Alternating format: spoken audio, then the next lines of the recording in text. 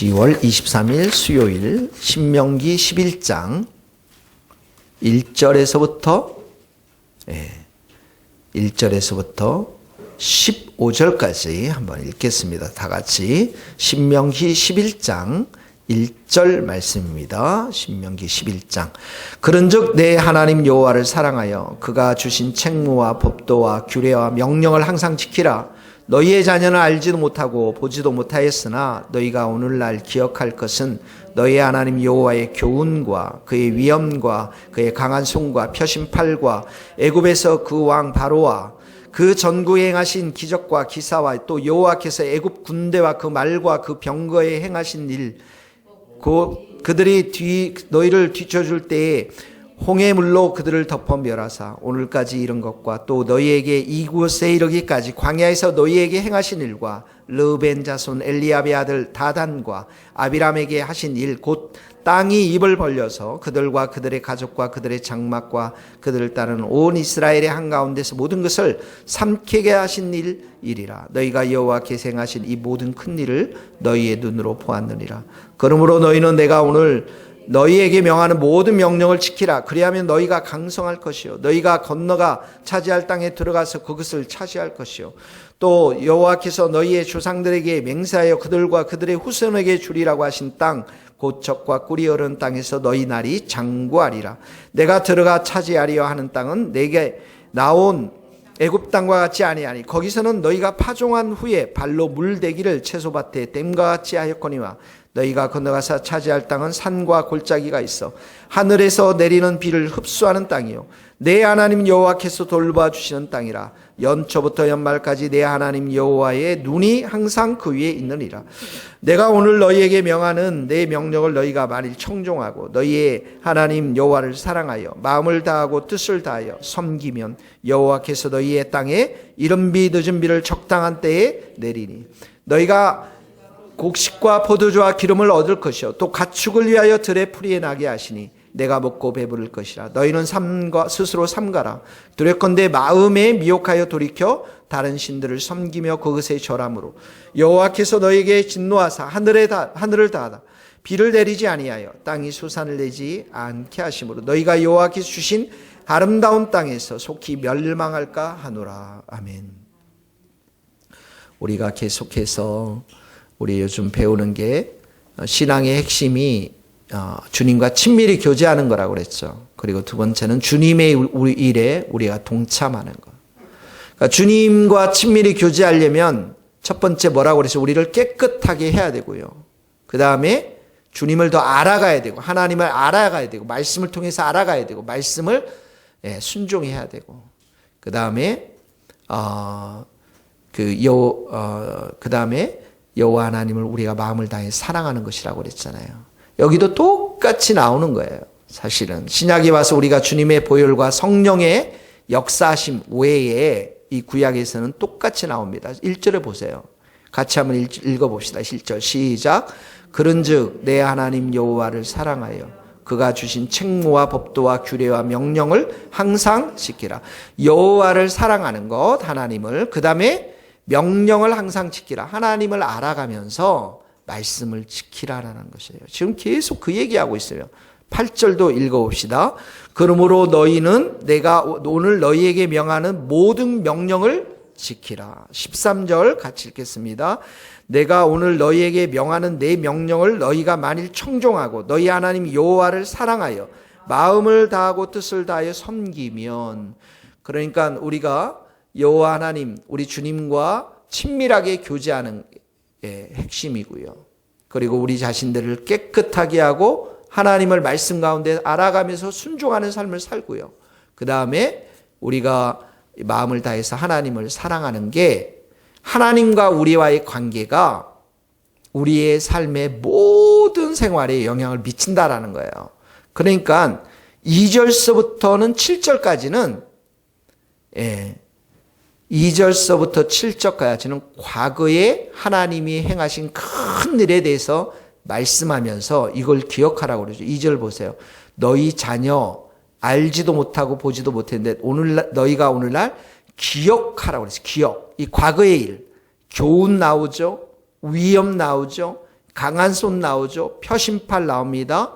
애굽, 바로, 이적, 기사, 4절, 바로, 4절에 보면 애굽 군대, 말, 병거에 행하신 일, 홍해물로 덮었고, 5절에 보면 광야에서도 불기둥과 구름기둥, 그리고 만나를 다 먹이셨죠. 6절에 보면 다단과 아비람은 모세와 그 다음에 아론의 리더십에 반기를 들므로 인해서 이 사람들과 가족들과 이 사람들 추종했던 사람들이 하나님께서 땅을 벌려서 지진이 나서 다 죽게 만들으셨잖아요. 징계하신. 이 모든 일들을 어떻게 하라고요? 과거의 일들을 기억하라는 거예요. 자녀들에게 기억하라는 것입니다. 그래야 하나님을 더 사랑할 수 있고 그래야 더 하나님의 말씀 앞에 순종할 수 있다라는 것입니다. 7절 한번 읽어봅시다. 너희가 여호와께서 행하신 이 모든 큰 일을 너희의 눈으로 보았느냐. 너희들 이거 다 보지 않았느냐. 이 하나님이 행하신 위대한 일들 다 보지 않았느냐. 이것을 2절에 보면 기억하라. 기억하라. 그래야 하나님을 정말 사랑할 수 있고 그래야 너희가 하나님의 말씀의 위대한 것들을 깨달아서 순종할 수 있다라는 것입니다.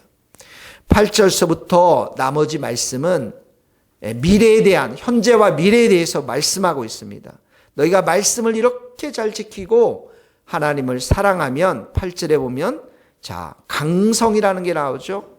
그 다음에 차지할 땅에 들어가서 그것을 차지할 것이다. 강한 민족이 되고 땅을 차지할 것이다. 이런 말입니다. 우리가 강해지는 것은 하나님과의 관계 속에서 하나님께서 그렇게 만들어 주셔야 한다는 것입니다. 9절 끝에 보면 너희의 날이 장구하리라고 그랬어요. 너희의 날이 장구하리라. 그 땅에서 오랫동안 너희들이 살 수 있을 것임을 말씀하고 있습니다.